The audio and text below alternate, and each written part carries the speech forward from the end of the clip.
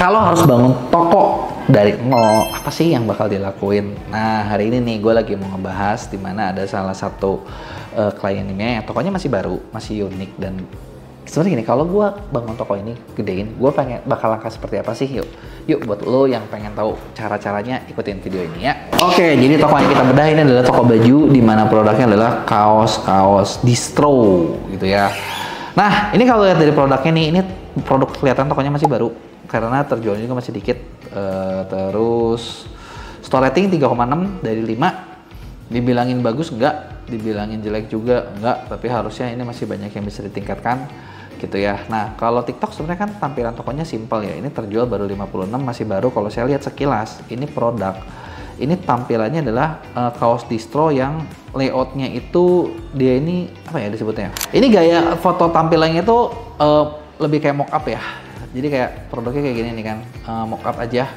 Tampilannya adalah warna-warni kayak gini. Nah, menurut gue ya kalau misalnya lihat tampilan kayak gini buat pilih baju untuk mock up ini tuh nggak kebayang. Jadi kayak bikin orang tuh nggak kerasa ini jatuhnya kayak gimana, nggak real, terus nggak apa ya maksudnya. Karena nggak ada model yang nggak dipakai, jadi orang tuh nggak kebayang ini kalau dipakai bagus atau jelek ya. Karena gini, selalu kelihatan kalau kayak di mock up tuh bagus, tapi kan nanti jatuh di badannya beda. Gitu kan. Nah, terus yang ditampilin dari kan sebenarnya TikTok itu bisa masukin beberapa gambar. Ini 7 gambar yang ditampilin adalah pilihan warna. Gitu, yang artinya di sini nggak ada USP atau nggak ada produk yang di highlight. Nah, kalau misalnya gue ngembangin toko ini, yang bakal gue ganti pertama adalah gue pasti ganti foto. Foto ini pasti bakal diganti. Paling simpel adalah gue bakal mending pakai orang gitu, pakai orang. Kalau syukur-syukur bisa dapat yang ganteng jadi kayak model.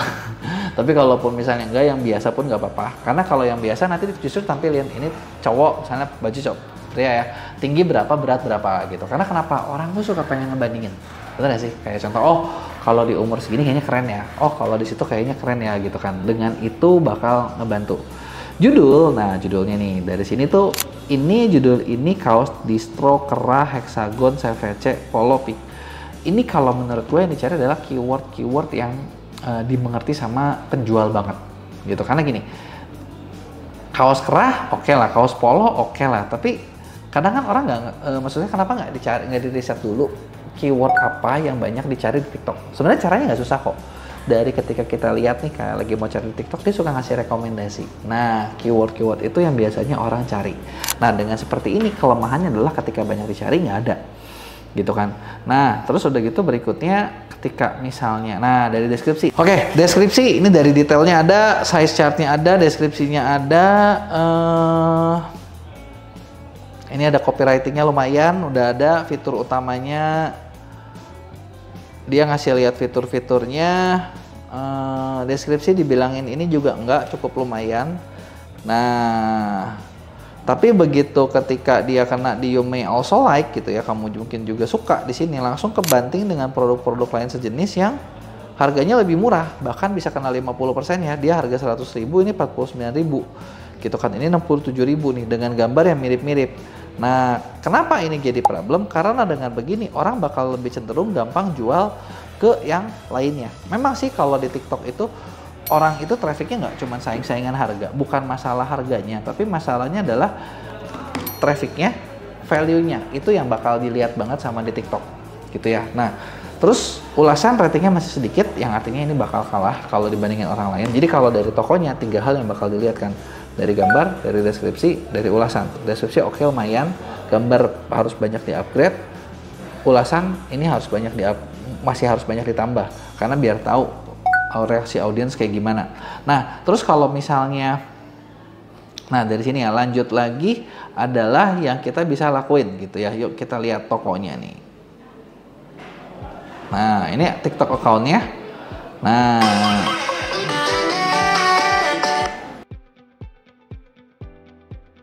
sekilas kalau dilihat di sini adalah akun ini nggak terlalu banyak bikin post konten, artinya kontennya nggak terlalu banyak. Nah, ini juga bakal ngaruh ke traffic.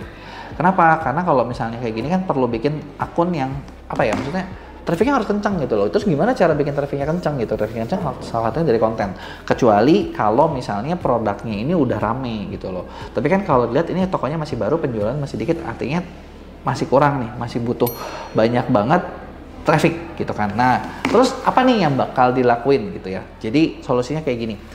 Tadi kan kita lihat nih, tokonya seperti ini, yang bisa dilakuin adalah gini, kita harus tahu, di TikTok Shop itu ada 5 sumber traffic. Kita mau optimize dari mana, mau fokus dari mana, gitu ya. Nah, tapi dari 5 ini juga fair ngomong, nggak bisa langsung kerjain semuanya barengan, gitu ya. Karena kenapa? Satu, kita bakal main ngomongin search. Search itu dia banyak variatifnya, dia nongol atau enggak, itu tergantung salah satunya dari user yang lagi nyari, itu pernah nggak bersinggungan dengan produk yang yang dimasukin. Jadi gini, kalau kayak di Shopee atau di misalnya di Google gitu kan, cara buat dia nge-ranking ukuran beda-beda ya. Di Google ada yang namanya backlink, ada yang namanya DAPA, ada yang namanya page rank dan lain sebagainya. Di Shopee orang ngelihat ulasan. Gitu. Di TikTok selain ulasan ternyata dia ngelihat untuk urutan itu adalah pernah nggak si user ini bersinggungan dengan produk atau dapat nonton video dari yang menjual. Nah, jadi search ini bisa jalan di fase-fase tengah kayaknya.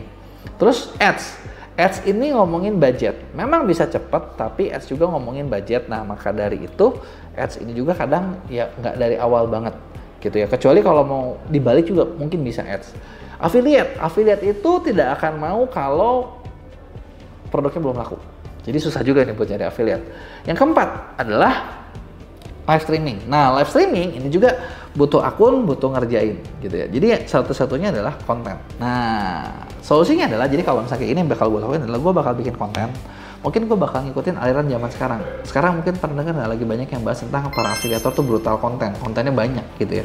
Tapi banyak itu bukan cuman kayak sudut hadap kiri, hadap kanan, hadap depan, hadap belakang, atau konten yang sama digonta-ganti lagunya, nggak gitu. Tapi dicari kelebihan produknya, kelebihan tokonya. Jadi kalau misalnya kayak gitu dicari nih, kayak kelebihan tokonya kayak gimana, kelebihan ininya kayak gimana. Nah, itulah yang bakal dilakuin. Jadi kalau misalnya itu gue bakal lakuin kayak gitu. Jadi gue bakal bikin pertama nih dari produk-produk ini, gue bakal susun. Kira-kira USP produk gue dibanding orang lain apa ya? Contoh gini, gue jual 100.000, orang lain kok jual 50.000. Kenapa nih? Apa jangan-jangan biaya produksi gue mahal? Atau jangan-jangan emang gue ngambil untung kebanyakan, tapi nggak juga ya harusnya ya. Apa jangan-jangan ada sesuatu nih yang berbeda kan?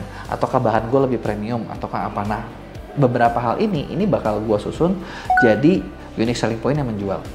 Nah, kalau gue udah nemu unique selling point-nya, barulah nanti gue lihat nih, oh gimana cara meng-highlight unique selling point ini? Unique selling point ini misalnya di-highlight dengan cerita misalnya. Atau misalnya gini, oh gue di daerah jadinya lebih jauh nih, ya udah. Berarti mau jualnya kemana? Gitu kan? Mau diangkatnya apa nih? Ada sesuatu yang di-highlightnya nggak nih? Kalau ada sesuatu yang di-highlight misalnya lokal produk, lokal pride atau apa, itu kan ada sesuatu yang gini loh. Ketika ada sesuatu yang di-highlight, itu tuh bikin orang lupa sama harga. Kenapa orang suka ngerasa kayak, oh beli barang, contoh gini, Apple barangnya lebih mahal. Tapi kenapa orang mau beli gitu? Karena mungkin salah satunya adalah, oh dulu dia inovatif. Padahal sekarang nggak inovatif juga gitu. Tapi ada sesuatu yang lainnya nih, misalnya, oh dia udah punya ekosistem lebih lengkap. Nah, itu bikin orang lupa harganya. Gitu. Jadi ada beberapa hal yang harus kita lihat gitu ya. Nah, kalau gue jadi produk ini adalah gue bakal lakuin kayak gitu. Coba gue mau tahu nih, menurut kalian cara yang gue kasih efektif nggak kalau misalnya terapin di bisnis lo? Atau ada nggak nih yang mau kita dampingin biar bisnisnya lebih berkembang? Coba lo tulis di komen.